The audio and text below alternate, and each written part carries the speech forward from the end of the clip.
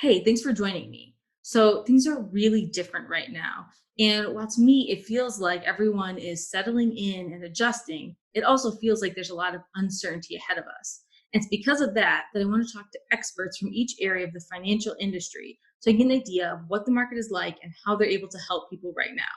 Today, we're going to talk about business finance with Quentin Phillips. He is the Senior Manager of Business Development, and he has been in the trenches helping businesses through this pandemic.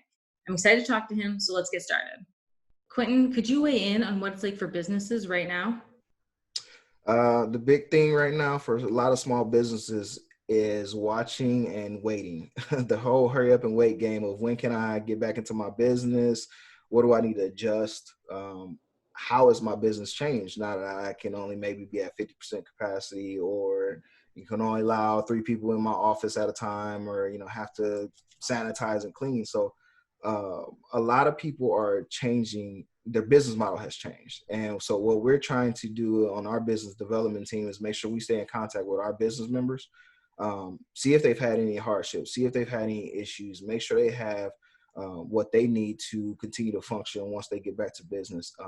One thing that I would like to kind of encourage business owners to do is sit back, sit down, and game plan. Again, being that proactive piece of when your business does reopen, do you have a game plan in place? Are you ready to make sure your staff, as well as clients, customers, are safe in your place of business?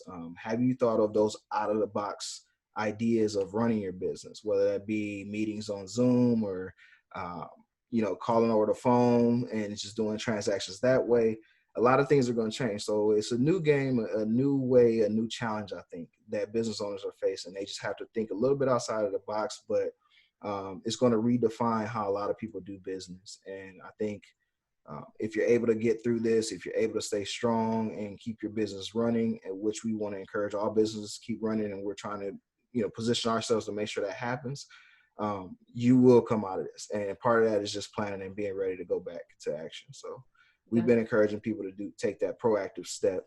Um, Outside of that, we've been helping people with the SBA PPP loan, and that's just the payroll protection program through the SBA. And we've been working with a lot of local and organizations across the nation to make sure that they have that payroll protection in place to keep people paid and employed. So hmm Yeah.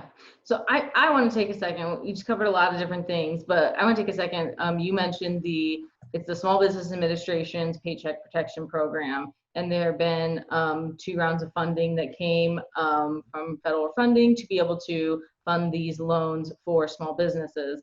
I feel like I need to take a second and brag on your team for you. This is something in the credit union where like I've never seen the like mobilization like this. Like, yeah. how many people did you add to your team? So our team on a normal day to day is about 6 or 7 strong, just in our business and commercial team. hmm And that's from director to somebody like me who's a senior manager. So it's about 6 or 7 of us. And since we've gotten into this program, it's about, I would say, maybe 27 of us that are working on this right now, maybe a few more. And that may be a shy number because I'm probably only thinking of the people that are speaking with the members over Mm. the phone, taking the applications, doing the account openings. We have a awesome support staff through the back office and our loan team, our marketing team.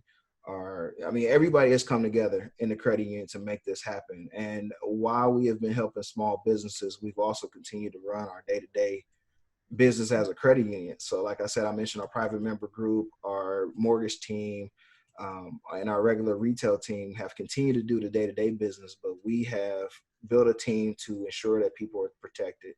Mhm. Um, these numbers aren't final yet, but I was getting these numbers and that we've saved over 20,000 jobs Mhm. and we've distributed over 170 million PPP loans. So like if you think about it, there's this like pot of federal money Oh, yeah. and how important it is to be able to have brought so much of that like to our local economy. Like I know we help regional and national companies too, but we help a lot of local businesses. So to Mhm. think that we're able to directly like help the local economy like that, I just think big deal. Yeah, it's awesome. I mean, I've talked to just to kind of think of some stories and some successes that I've had while doing this. One that comes to mind when you talk about how many people we've helped and how many people we've served. A lot of people didn't have that opportunity at their own primary financial institution. Mm. And so there's a lot that you have to have in place as a financial institution to qualify for these types of loans. And Notre Dame just so happened to be in position to be able to help and serve this region in this area and even abroad in, different states and across the nation. So that's been awesome to be a part of a team that was ready. Is there anything else that you wanted to say? Um, Definitely, if there's any questions or, concerns you may have, reach out to us at Notre Dame, touch base with us on our Facebook, our social media. Questions you may have, definitely shoot those to us as well. We want to make sure you have those questions available to you as well. Yeah.